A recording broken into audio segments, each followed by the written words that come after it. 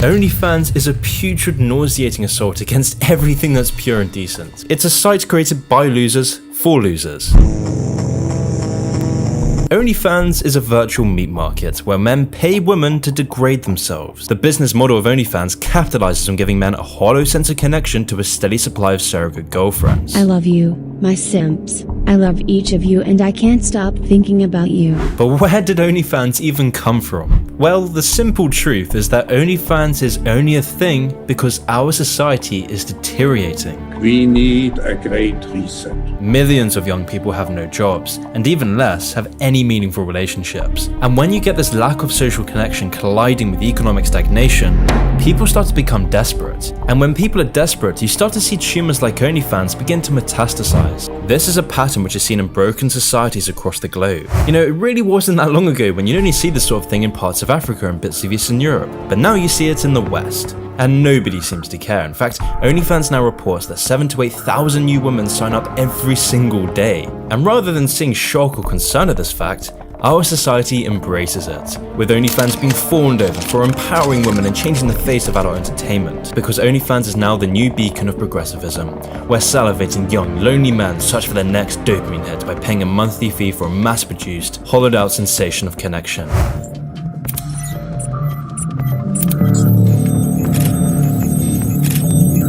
And the people who broker this exchange between atomized men and desperate women are called pimps. Great civilizations do not celebrate pimps. Pimps are shamed. Pimps are put in prison. But in our society, pimps receive millions and are applauded for their efforts.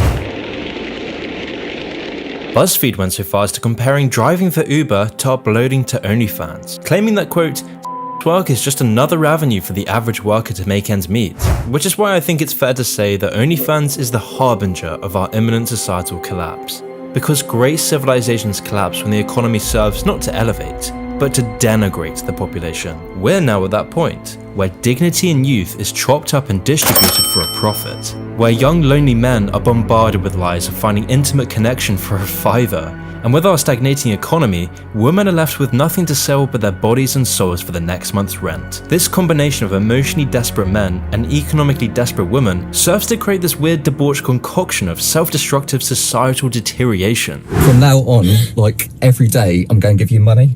And all of my wages are going to go to you all the time because I think your life's perfect and your life should be so easy. And I shouldn't have any money in my whole life. So I'm going to give you money all the time. Yes, you will. Yeah. So your alpha boyfriend is going to be invited to my house, my 3-bedroom house, and you can treat it like it's his own. A stupid white loser does not deserve his own house. One moment you're lost in a carnival of delight. The next, it takes you somewhere you don't want to be. Somewhere dark and cold, filled with the damned ambiguous shapes and things you'd rather forget. You're going mad. With all that said, you may think I'm exaggerating. You may think I'm just being prude or simply out of touch. You may want me to instead poke fun at simps, incels and ethos. Or you may only want me to talk about why adult entertainment is bad. But if I only did that, I would be ignoring the much bigger picture. I'd be ignoring the side to OnlyFans that few actually speak about. Because to understand how truly damaging OnlyFans is, we first need to understand the roots of its growth. We need to understand how OnlyFans became a defining part of millennial and Zoomer culture. We need to understand the psychology of the young men and young girls who feel the urge to sell their dignity and self-respect to a giant faceless corporation. We need to understand the wider implications of OnlyFans, because only then can we mitigate its effects. So join me as we cover the toxic world of OnlyFans.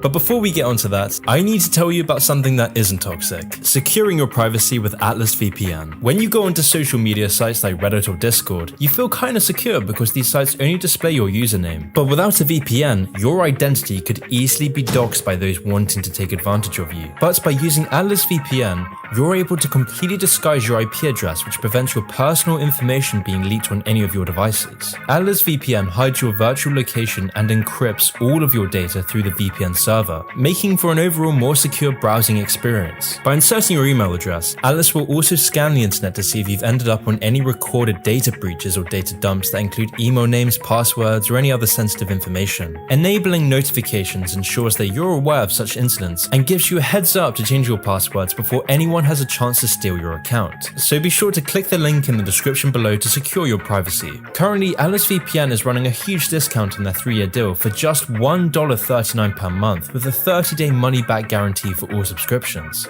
However, this deal won't last for long, so make sure to check it out by clicking the link in the video description below.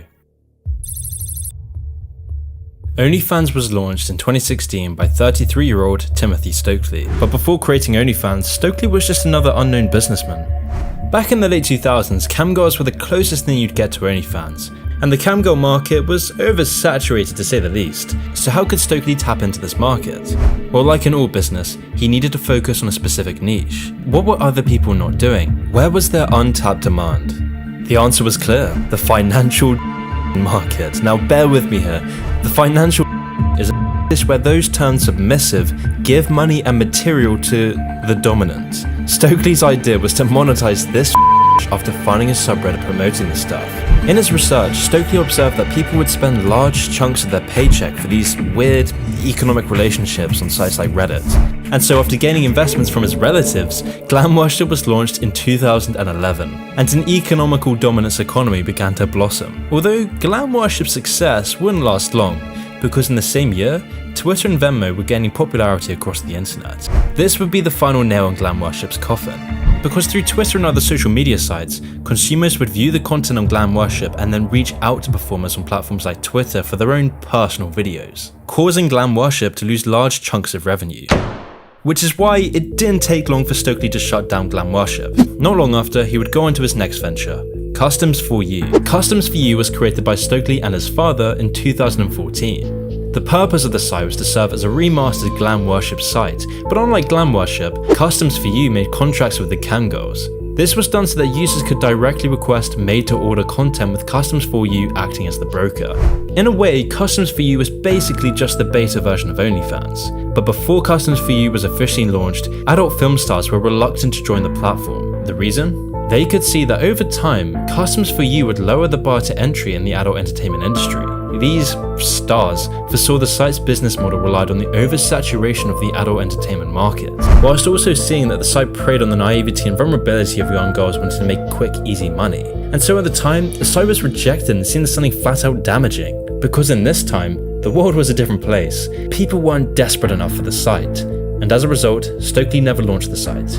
But it wouldn't take long for this to turn around. After Custom for You's failure to launch, Stokely began reading into the prevalence of adult entertainers creating private content for money. Before OnlyFans, adult entertainers would use Instagram to post videos promoting themselves. But with Instagram's need to keep its brand polished, adult entertainment would be cracked down upon. Stokely had struck gold. Why not build a platform that allows these artists to monetize their work in a simple and secure manner? OnlyFans would be similar to a social media network with a feed such as Instagram or Twitter, except that fans would have to pay a monthly subscription to view these artists' content. This was all because Stokely understood that Instagram had done something unique.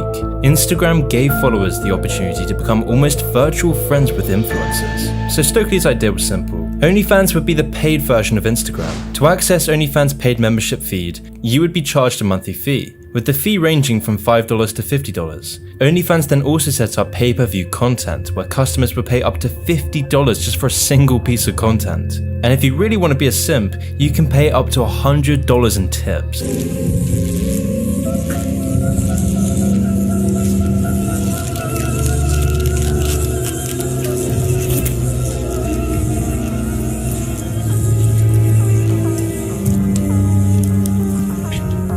This model of pimping was revolutionary. It meant everyone from the girl in your class, innocent-looking ethos, to experienced professional adult entertainers, and even furries could all sell their dignity for cash. And to put into perspective how much money is circulating on OnlyFans, let's take a look at one of the first OnlyFans stars, Danny Harwood. When OnlyFans started in 2016, Harwood was one of the first 10 members on the site. Her earnings in the first month were $257. In an attempt to gain more money, she would create these special occasions for her followers, where she'd get men to do things like, quote, order a pizza to her home and she'd answer the door naked. But what quickly became apparent was that these guys weren't watching for this.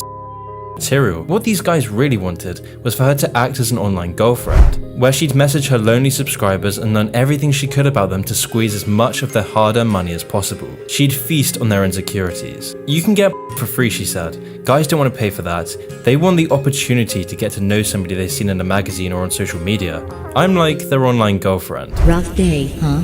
Life seems meaningless, huh? Well, you're correct. Its purpose must be chosen by you. Understand that sadness and pain is a natural part of life. By acting as an online girlfriend, Harwood was able to generate $52,000 in November 2019 alone. And this isn't an anomaly either. In a Vice article they spoke to creators on OnlyFans, the article highlighted how these atomized men basically beg these e-thoughts and tip them extra just for them to talk longer. What do we have here? You may kiss my boots. And with the money this is generating, you're now starting to see all these other soulless, self-indulgent celebrities joining in on the fun. For example, the Hollywood actress Bella Thorne made over $1 million just a day after making her OnlyFans account. And of course, Cardi B would go on to release promotional material for her WAP song on her OnlyFans page. I wanna ride, I do a giggle, I'm kinda wild. Which is why in 2020, OnlyFans reported that it made $1.2 billion. OnlyFans also reported that the company gained a 42% increase in new accounts, crowning Stokely as the king of homemade adult entertainment. But OnlyFans isn't just any old adult entertainment site, it's a lot worse than that. And to understand what I mean, we need to look into why OnlyFans has had unrivaled success. Because in any healthy society, a site like OnlyFans would never grow so fast. It would just be another fringe site like Customs for You or Glam Worship. So why is OnlyFans a household name? Well, to understand the full scope of this phenomena, we need to look into what catalyzed OnlyFans' success. And to do that, we first need to look into why so many men are forking over their money to this soulless website.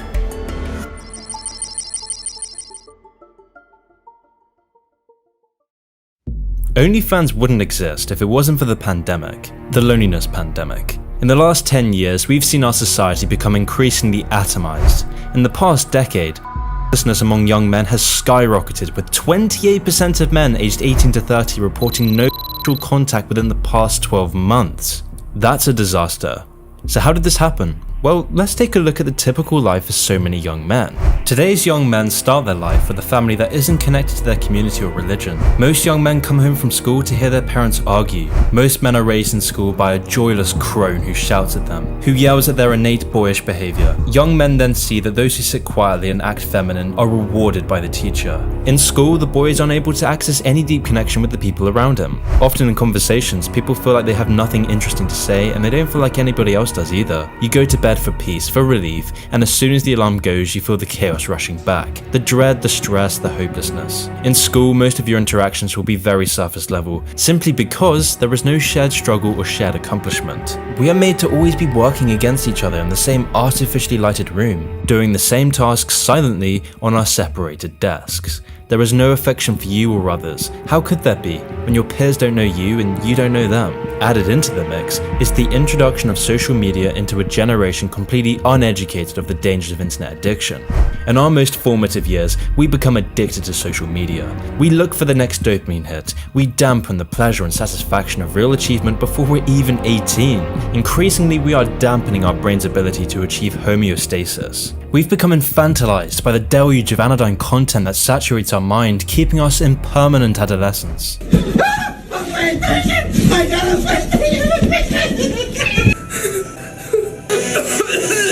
Always be with you.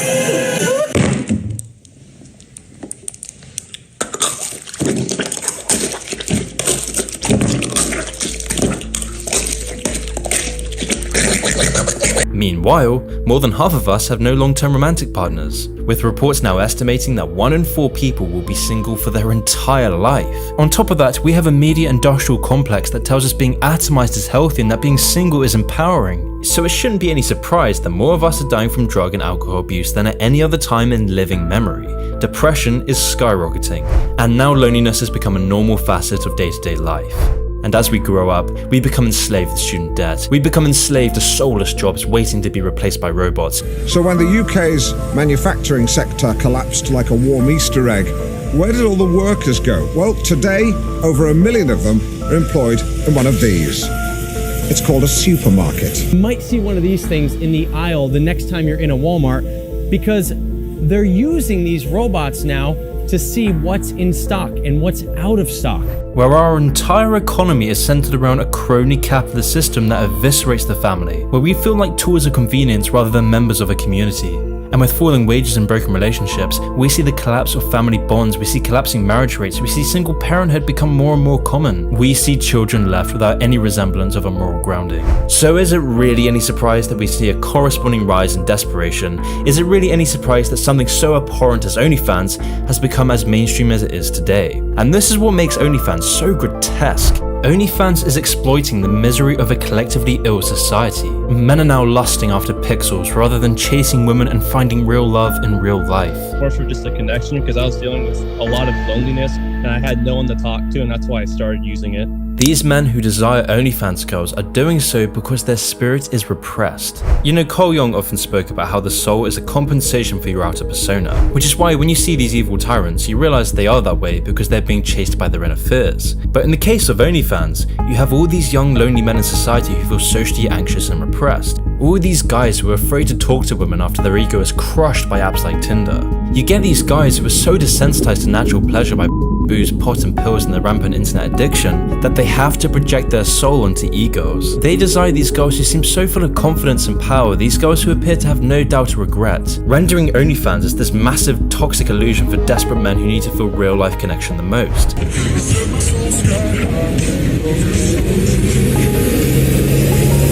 OnlyFans is an illusion that only makes men's loneliness worse, because not only are these men getting a drip of anodyne intimacy, but these men are in turn permanently molding their psychological framework. In Freudian psychology, there's this phenomenon known as the Madonna whore complex. This complex is defined when you have this inability to maintain or within a committed, loving relationship. Which means as a man, you may only see a woman as a saintly mother of Mary or as a debased thought. Men with this complex desire intimacy with a degraded woman whilst being unable to have the same desire for their respected partner. Freud argued that this leads to a situation where men love these respectable women but have no desire for them, and yet they have desire for these girls they know they cannot love. OnlyFans is catalyzing this phenomena because you have all these men becoming desensitized to the pleasure and satisfaction of authentic intimacy. These men are instead being programmed to lust after these egos who they know they cannot love, because they're now addicted to this over-the-top raunchy behavior and unrealistic physical appearances. Bet 1, bet 2, bet 3, see? OnlyFans gives these guys all this pleasure with no responsibility, something that just doesn't exist in real relationships. This means that you will need more and more stimulation as you build up a tolerance, which means when you become so used to the OnlyFans system of affection, you become unable to get excited by real-life encounters. You no longer have that lust for the woman you genuinely care and love for. Studies now show that this can cause such a shift in your brain chemistry that it contributes to a certain dysfunction.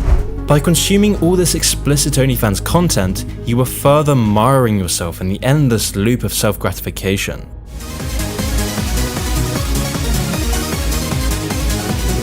You are destroying any hope of finding good partners and actually improving your position in life. By destroying the skill of delayed gratification, you destroy self-discipline and concentration. You lose the desire of chasing after real-life women who are actually good for you, because instead you're sedated, because in OnlyFans the difficulty of finding relationships with Madonnas is now replaced by paying for e-whores to acknowledge your existence and listen to your insecurities.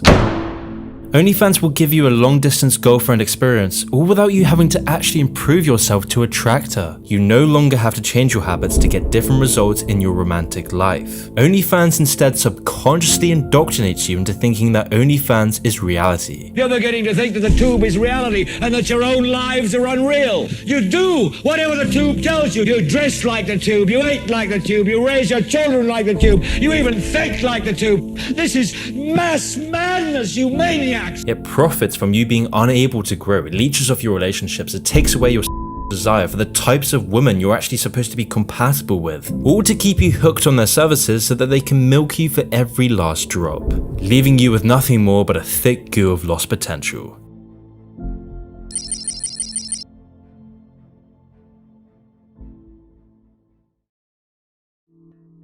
When women act like ethots online, they begin to get treated like ethots in real life. But when you're allured by the prospects of becoming rich and having an endless supply of guys, it's probably hard to resist the temptation of selling your body, especially when you have the media and celebrities telling you it's empowering, especially when OnlyFans is treated just like another job in the gig economy. But once you go down this path, there is a harsh reality awaiting you. Because in reality, you are selling yourself in a virtual meat market. You're subconsciously devaluing your self-respect. Because when you become an OnlyFans star, you know that deep down, you're corrupting yourself. You can feel it. You always feel this blanket of insecurity wherever you go in your day-to-day life. You are quite literally disempowering yourself. You signal to all your future potential partners that you are willing to intimately share yourself with anyone for a fiver. And so, whether right or wrong, people will label you in the back of their mind, and this label doesn't have an expiry date. Once your family and friends find out, your image is forever tainted by your past. Word travels fast. When one person sees it, it spreads like wildfire. And I come from a very conservative family, very religious, a lot of military, and I'm from a military town. And I went through a lot. I went through a lot of a lot of depression, a lot of suicidal thoughts. It was rough at first, and my family still dislikes what I do. But you're not just paying with insecurity and embarrassment, you're instead paying with your own ability to form deep social connections with men you're compatible with, because you're making something like sex, which is a deep experience, become just another cheap transaction.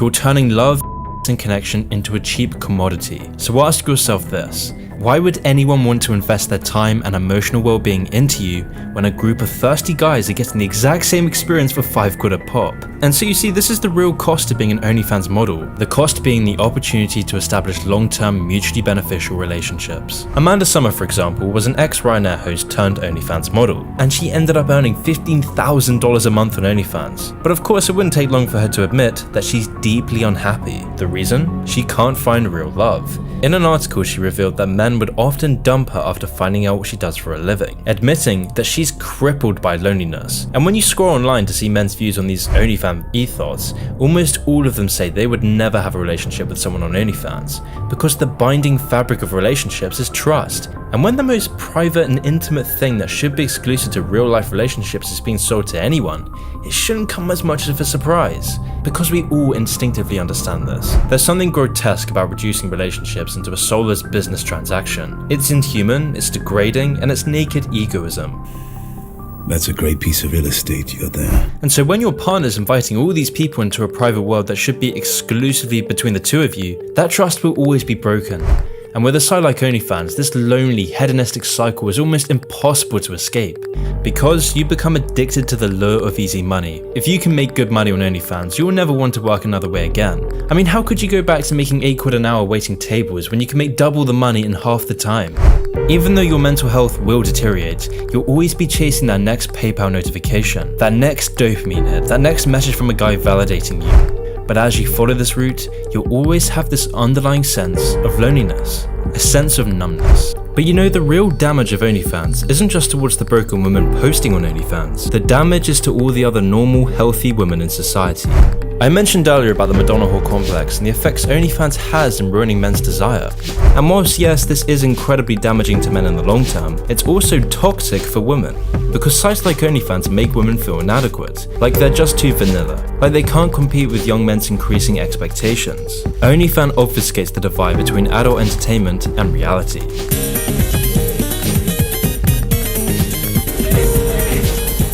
I also mentioned how this is leading to men not growing up.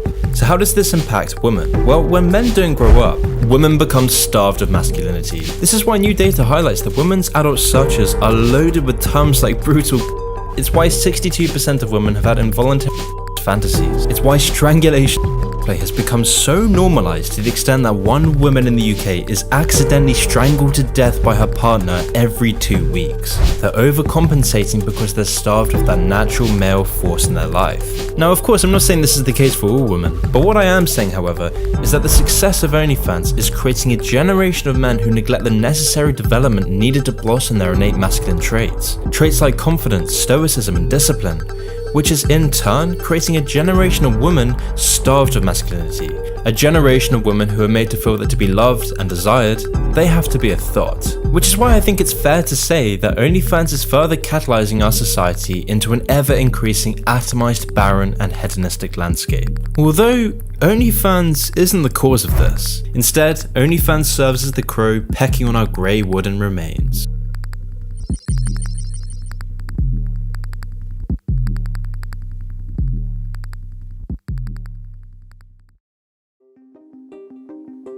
In a society's final days, bizarre, hedonistic and nihilistic behaviour proliferates. This behaviour is then legitimized by the mainstream culture, causing the population's moral filter to become irreparably damaged. And only then do you see things like OnlyFans rise to prominence. So, on the one hand, you kind of have to admire OnlyFans' relentless, predatory capitalism, but on the other, you have to feel nauseous about the state of Western civilization, nauseous about the infantilization of millennials and Generation Z. Nauseous over our eroding moral filters and the resulting self-destruction, not only on a personal level, but on a population level. OnlyFans is what happens when you bring up a generation of men desperately fleeing from the mere hint of any form of responsibility. I mean, people say it like it's a bad thing, running away from your problems, but if your problems never catch up with you, what's the hitch? You'd be in the woods playing the ukulele with the rabbits and the squirrels.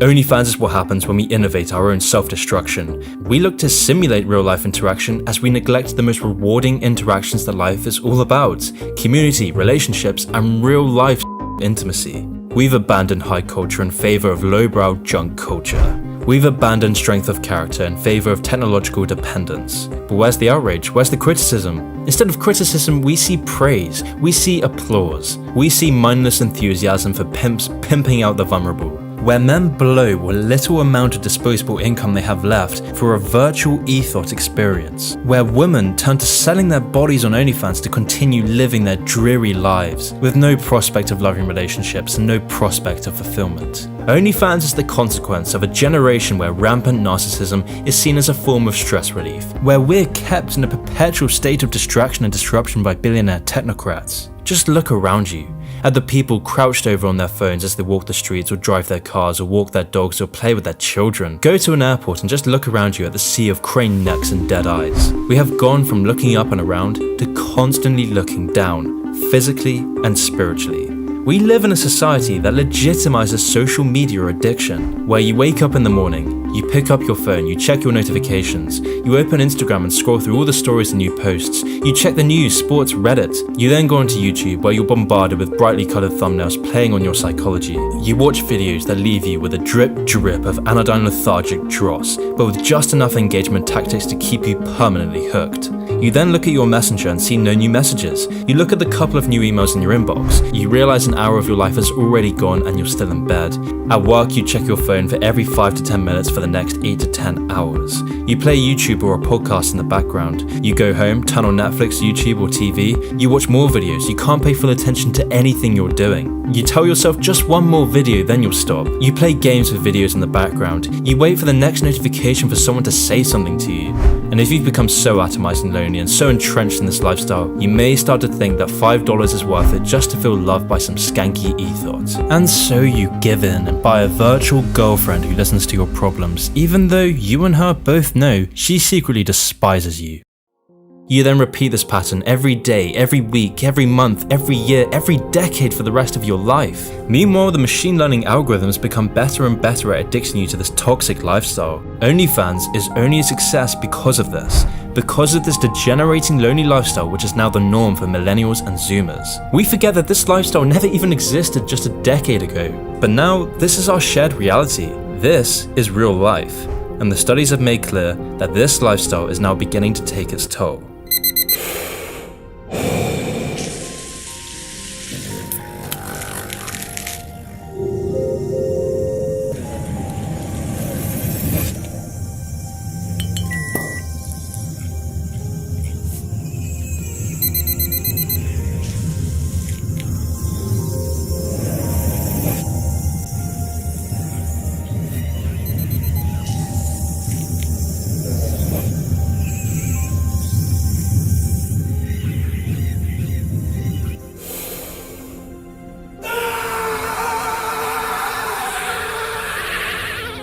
The only reason OnlyFans exists is because our society has become stale. The only cure to OnlyFans is a healthy society. And to cure a sick society, we have to cure ourselves, to take back power to ourselves, to be virtuous in a world where virtue is laughed upon. We need to take back control of our lives, to call out the pimping of our youth. We need to stop mindlessly scrolling across the endless amount of nihilistic, barren distractions that serves as filler to our hollowed out lives. We need to take a step back and just look at how truly isolated we've become. For only then can we start taking back our time and attention. Only then can we start our real life journey of self-development and real world connection.